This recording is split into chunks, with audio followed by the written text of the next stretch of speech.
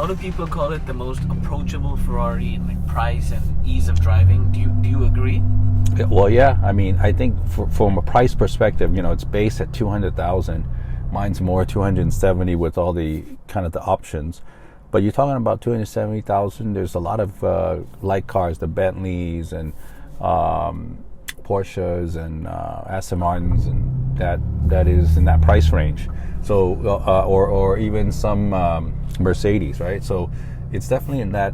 This is competing against all those names that I just mentioned. But in terms of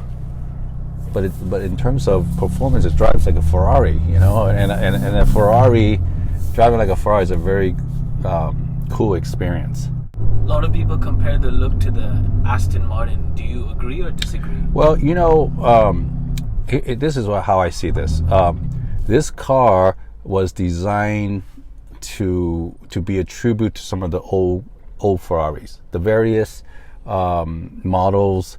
The old classic Ferraris, which you guys know I have, and the shoulder, the back fender, the shoulder of the car, the front kind of hood where there's a little bump, where that was there because some of the old Ferraris had the velocity stacks that stood way up, and you couldn't have a flat roof, so they had to create a little bump there to fit those velocity stacks, right?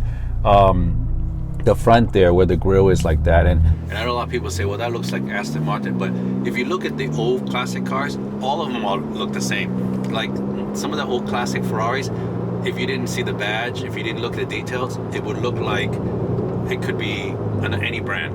They just made it was in those days the trend of the cars. They all kind of looked the same. They all kind of had that same style.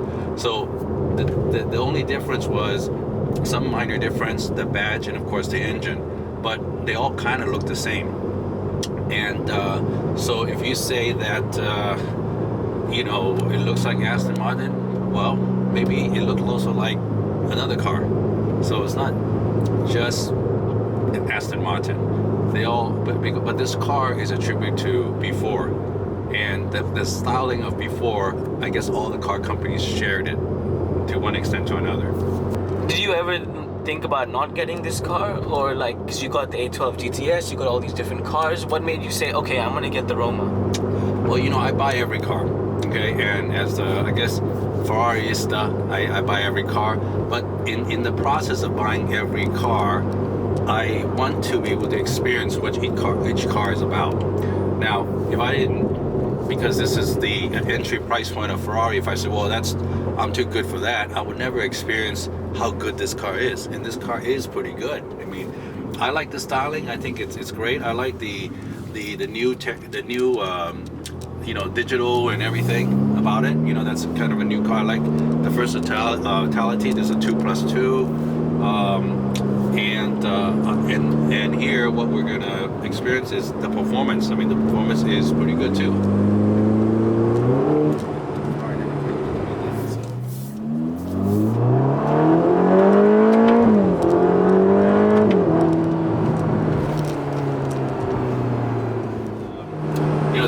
The ride of this car,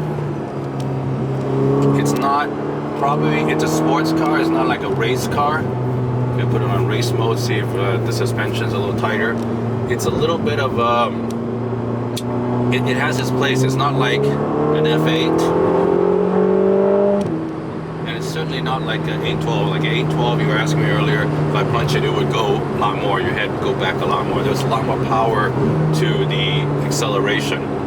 But this is not bad acceleration too.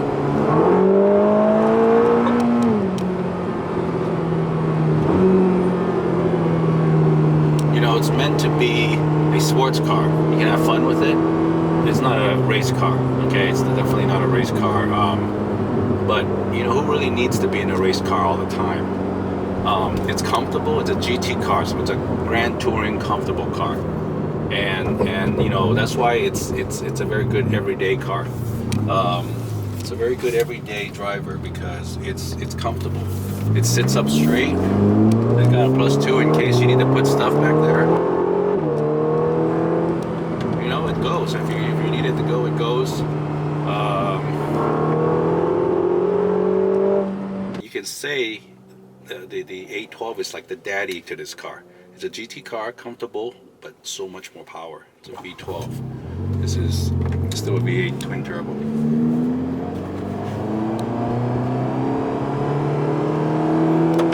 So today I'm pairing this Rolex Gmt Master Ii. It's also known as the Batman. Interesting enough, the Jubilee bracelet, they call it Batgirl. I don't know why, but that's, they call it Batgirl, but this is the Batman. And Rolex has stopped making it, but I think they're making it again, so it becomes available. But obviously the blue and the black is like the cartoon Batman colors, But just like this car is really a daily watch you can wear, very useful, very versatile. Because this watch is a GMT, which is a world time zone. So a lot of people nowadays want to know what time, London is, and the Paris is, and Geneva is, and Shanghai is, and Middle East. This can tell you. So very versatile. But so is this Roma, which is also a daily workhorse. You can drive it as a daily car, but very versatile too. You got the 2+ seats back there. You got the trunk space because the engine's in the front. You got this GT car that is comfortable. It's really comfortable. But yet, if you wanted to have fun with it, you can put it on race mode. You can put a manual. You can drive it aggressively, and it's gonna give you that fun. So very versatile. So I find that not only the color scheme, but also the use of both this watch and this car is very much similar.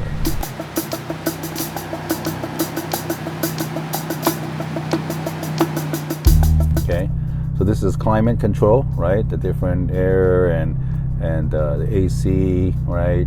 Okay, here you got navigation, right? So that's pretty much straightforward. You got phone, okay, and then you got radio. Okay, so you got the radio. So that's. How similar is this to the SF90? Well, the SF90 didn't have this. Doesn't have the center information. This is very much like the Tesla infotainment center. So it doesn't have it. A digital situation. The mirrors here, how you do the mirrors, and it's got this sound. You hear that? It's that the SF90 doesn't have that sound. So we got here the how much air there is in each tire. As you drive, it's gonna register and tell us, what is the air pressure in each tire. Okay, here you got the radio, you got the navigation, which is same as here. Okay, I guess again this mode has get back to the car's kind of condition. Okay, you got in here you see all the